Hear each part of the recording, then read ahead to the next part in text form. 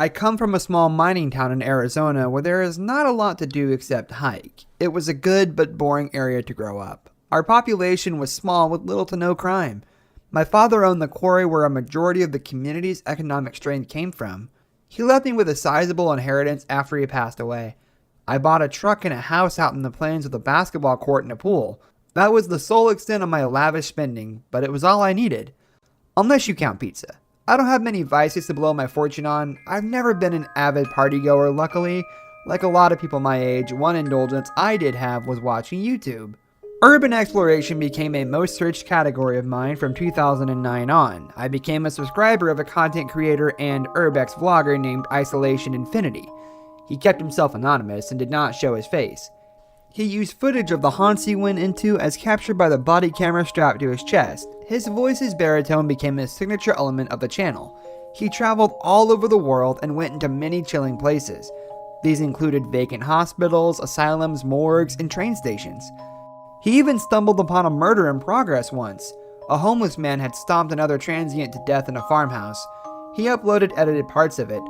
This was a controversial decision. It almost resulted in a lifetime ban for him from the platform. The clips did not help law enforcement later on, nonetheless. He was also arrested a few times for trespassing on famous estates. The Houdini mansion in Los Angeles was one of them, but none of his fans held this against him. We respected him for being willing to get into trouble with the law in pursuit of the next viral video. Late last year, Isolation Infinity announced that he was going to have a live face reveal. It was only going to be for his patrons, i.e. those who gave money to his Patreon account. I contributed funds to it on a monthly basis. I viewed him as a pioneer of his entertainment niche and did not mind sparing a little change. He emailed me and told me I was one of a dozen allowed to attend the live event. He further stated it would be in a password-protected chat room. He also promised an exclusive video which would not make it onto the public video lineup. I was more interested in the latter than the former. I never cared what his appearance was since I already had a vision of someone my age, in their mid to late 20s. It was hard to convince me he looked any different from the picture in my mind's eye. Still, I was not going to turn down the chance to find out. Being able to brag to his diehard followers who did not get to experience it would be worth it alone. The night of the scheduled face reveal, I booted up my PC. I kicked back on a lounge chair in the second story room of my house, which was my entertainment space. It was complete with the video game consoles and my beloved Alienware computer, an open bag of pepper jerky, and a bottle of ginger ale set next to my keyboard. I went into my email. The password was in my inbox. I followed the link. It led me to the video of a room with nothing in it but a red wall with a baby blue frame. The caption Isolation Infinity will be on shortly rested at the bottom of the screen.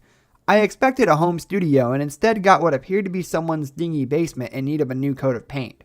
What bothered me the most was the sound of heavy machinery whirring in the background. I wrote it off as bad plumbing. A man came into the frame. He was slim and wore a trench coat with maroon buttons on its front.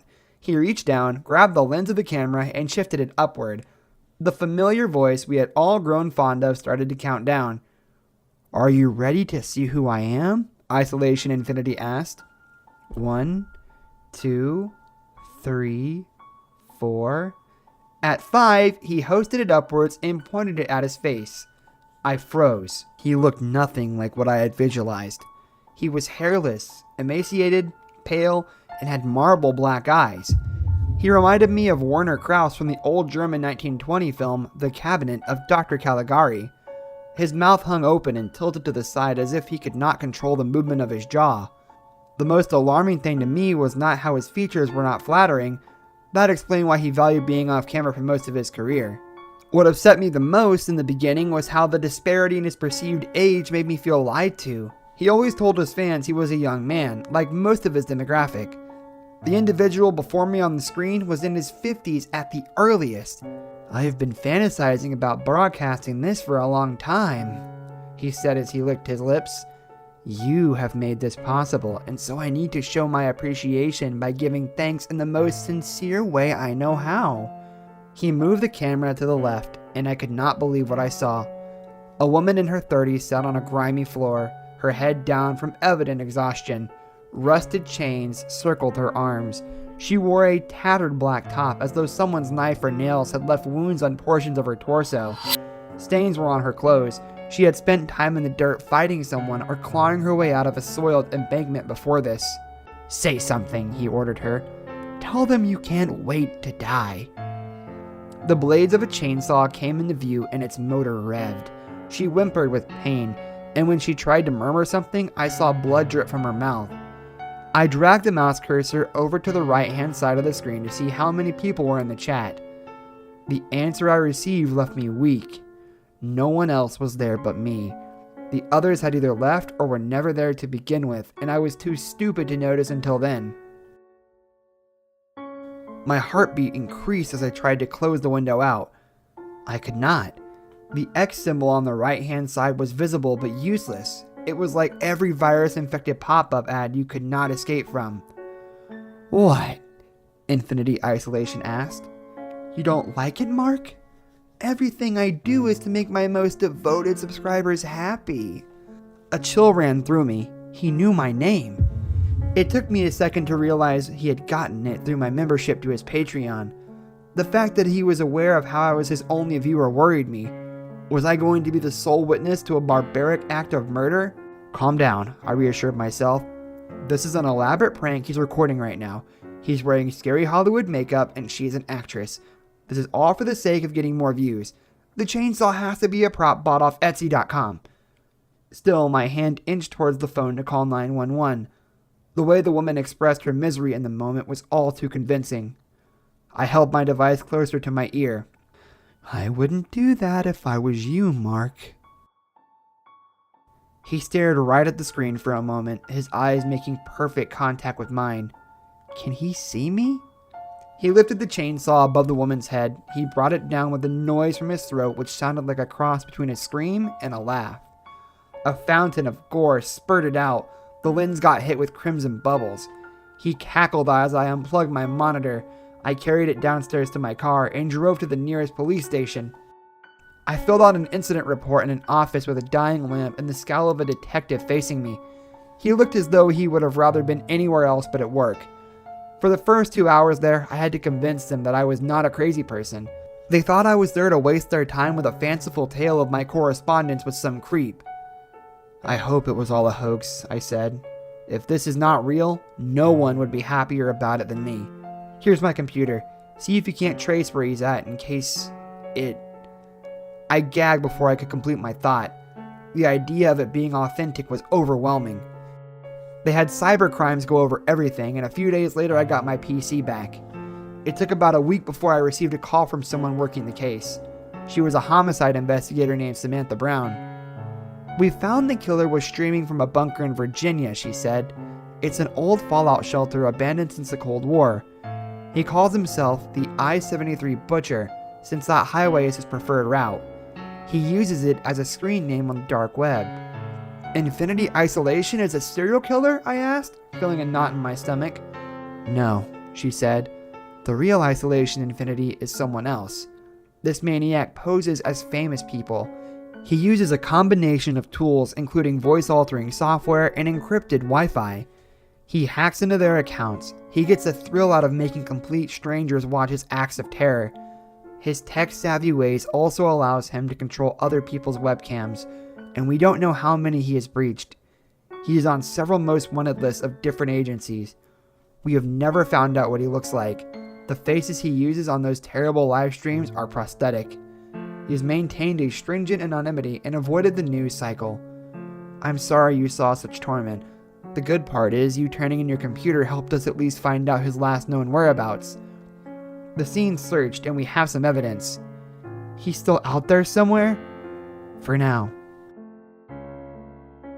I went to bed that night with a host of emotions. I felt violated by a complete monster that sabotaged my privacy. Moreover, I felt dumb for getting swindled. I still feel shivers over the fact that he is not apprehended. Word of what happened got to the real Isolation Infinity, who, as of late, deleted his entire channel. Many speculated on how victims mistaking him for an insane person perturbed him. Sometimes, as I lay my head down and drift off to sleep, I hear a noise by my window. I jump up and think it's a chainsaw. Thus far, it has been a neighbor's lawnmower every time. I hope it stays that way. My name's Paul, and I own a dark web courier business. It's not big, and I usually don't take in people I don't know. It's usually the same old customers and almost never new ones. I take my customers' privacy very seriously, therefore I don't know much about them. The reason why I'm writing this is because something happened yesterday, and I'm not sure what to do. So this brings me to my story. I'll start this story with the only logical place, the beginning. I've always been curious, and I've been a little introverted since I started school. Not sure why it just happened to be. Due to my introvert nature, I didn't have many friends in school, so I usually just browsed the web. Though I started to get bored of the regular old clear web. Sure, it did help with the small itch, but when the time started to pass, it just didn't do the trick. That's when I learned about Tor. The gateway to the unknown is how I like to see it. Now I'm sure everyone has heard about the dark web and the stories surrounding them. Some of them are true, but most of them are just bullshit. If you see the dark web as the Walmart of drugs, firearms, and hitman services, you'd be right. But it's much, much more than that. Actually, most of it is pretty basic and regular old forums talking to people that can type anything they'd like. It's an uncensored part of the clear web. This is where my story began, with the forums. After you've been on NNTP-chan for a while, you start to learn your way around the block. So for those of you who don't know, NNTP-chan is a forum of sorts. You can find the answer to basically any question in existence. This is where I met my first customer. Let's call this guy Jack. So, Jack. He's one of the regulars and I don't know much about him. All I know is that he too owns a business here on the web. I have no idea what this guy does or anything about it. All I know is that I deliver his packages here in my hometown. I take them, deliver them to their respective addresses, and be on with it. I pick up the packages at random dead drop locations. I drop them off and get paid through crypto. I'm getting ahead of myself now. Let's start over. So Jack, I met him on NNTP-chan.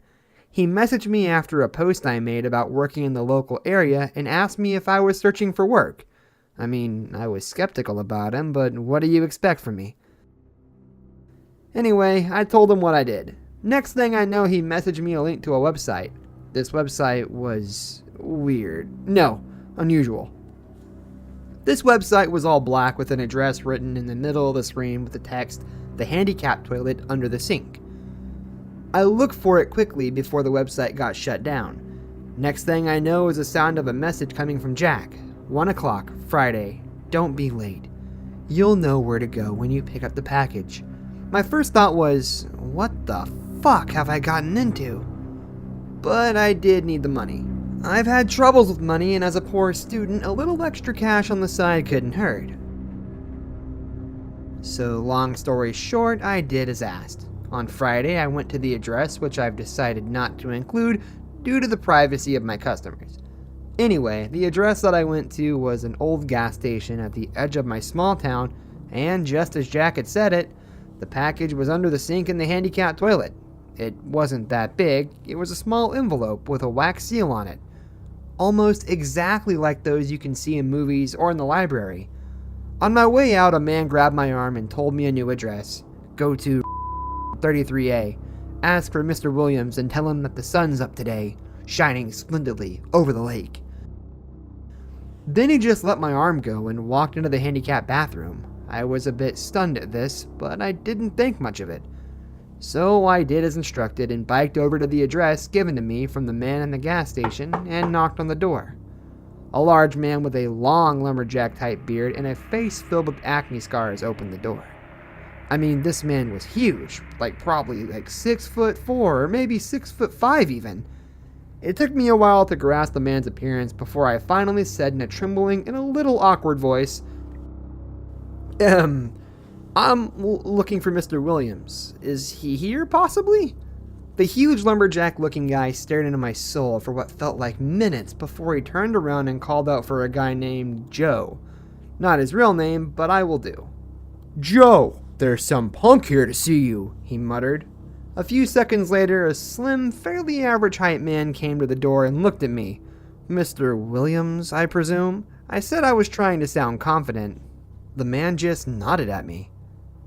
"The sun's up today, shining splendidly over the lake," I said with a bit of unease in my voice while holding out the envelope I had taken from the gas station. The man in front of me, Mr. Williams, looked at me for a few seconds before responding, "Surely it is a splendid day to take a swim." Before I could react, he snatched the envelope and shut the door on me. I must add that I was a bit confused by what just happened, but I learned later how that came, but that's another story for later. I quickly returned to my bike and biked home. When I came home, I saw that I had an unread message on NNTP-chan. It was Jack, as I suspected. The message read as follows: "Well done. The payment has been submitted to your past dated crypto address. I will be in touch if you're interested in working some more." Before I could answer, I had a new payment on my crypto vault, and there it was. A payment of 350 euros. Holy shit, I said silently to myself. I know what you're thinking. Only 350 euros? Well, shut up. For me at this time, it was huge. I was a poor student, so leave me alone. So now that we have established my financial supremacy, we can continue. Jokes aside, I was poor, and I needed the cash. Let's leave it like that. I quickly sent a message back to Jack. "Fuck yeah, man! I'll take everything!" Looking back at it now, I kind of regret that statement. For an example, do you understand how fucking hard it is to clean up after some weird liquid that dripped from the pallet the other day? Or that time when I had the police search my whole storage facility due to some suspicious marks on one of the boxes I received a few days before? So I told the officers that they can't search my premises without a warrant and probable cause. So the officers turned around and never came back. As I have stated before, I take my customers' privacy extremely serious. Now, I don't usually ask what's in the package if it's not something that's in need of special attention, and if so, I don't ask what's in them. Rather, I ask what special care it needs. I try to refrain from knowing too much. Those damn cops aren't going to get anything out of me. Anyway, I continued working for Jack. He's, well, one of the regulars. He always wants something delivered on Fridays each week, never to the same house or block, always in different parts of the town. The only consistent thing is that it's always that same looking envelope, that pale white one with the red wax stamp. I try not to think about it, but I'm certainly curious about what's inside of it. I'll get back to all of you some other day. I have a lot more to tell you about my work, but right now it's Friday, and I got a delivery to make. You guessed it, it's from Jack as always, but this time it's not an envelope like before. It's a pearl white box with the writing, "To the man who supplies." I'm not sure what that means, and I'm not sure if I want to. Something is telling me that it's not my business, but I'm a curious one. Always have been.